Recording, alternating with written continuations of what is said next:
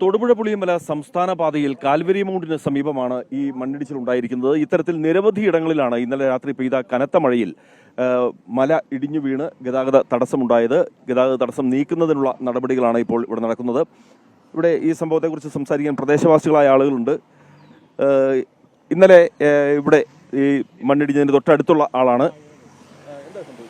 ഇന്നലെ രാത്രി ഒരു 11 മണിയോട് കൂടി നല്ല വെള്ളക്കെട്ടായിരുന്നു. വെള്ളമൊഴുകി വന്ന് ഒച്ചക്കെട്ടുണ്ടോ നോക്കി കഴിഞ്ഞപ്പോഴത്തേനും ഈ റോഡ് മൊത്തം ഇടിഞ്ഞു വീണിട്ട് വെള്ളം നമ്മുടെ വീടിൻ്റെ മുറ്റത്തോട്ടായിരുന്നു. പിന്നെ രാത്രിയിൽ കയറി വന്ന് എല്ലാവരും കൂടി സഹായിച്ച് വെള്ളമെല്ലാം മാറ്റിവിട്ട് അത് കഴിഞ്ഞ പിന്നെയാണ് കിടന്ന് ഉറങ്ങാനെല്ലാം സംഭവിച്ചത്. അതുപോലത്തെ ഭീകരതയായിരുന്നു ഇന്നലെ രാത്രിയിൽ. ഈ പലയിടത്തും ഇത്തരത്തിലുള്ള ഒരു തടസ്സം ഉണ്ടാകുന്നുണ്ട്, വഴിയുടെ ഒരു പ്രശ്നം. ഇങ്ങനെയുള്ള പ്രശ്നങ്ങളൊന്നും ഉണ്ടായിട്ടില്ലായിരുന്നു. ഇതിപ്പോൾ ഇന്നലത്തെ ആ ഒരു 9 മണി തൊട്ട് രാത്രി ഒരു 11 മണി വരെ നിൽക്കാതെ മഴയായിരുന്നു. അങ്ങനെ സംഭവിച്ചതാണ്. ഈ റോഡുകളിൽ കാന തളിക്കാതെ തന്നെ ഒരു ഭയങ്കര പ്രശ്നമാണ്.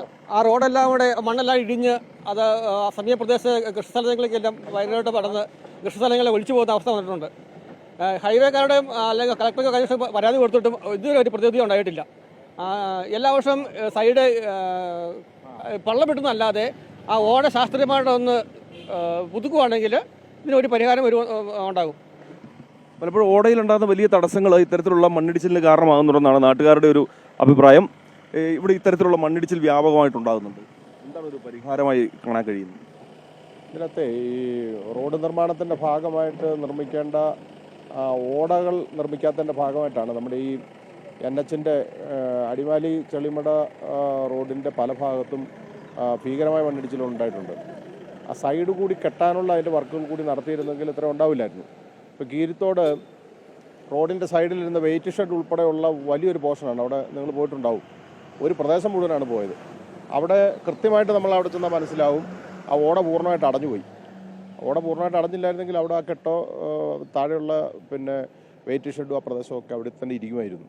അപ്പോൾ അതിന് ശേഷമാണ് JCBക്ക് നാട്ടുകാരെല്ലാവരും കൂടെ കൊണ്ടുവന്ന് JCB കൊണ്ടുവന്ന് അവിടെ കുറേ ഓട തെളിച്ചത്. അതുകൊണ്ടാണ് തുറന്ന് ഇടിയാതിരിക്കുന്നത്.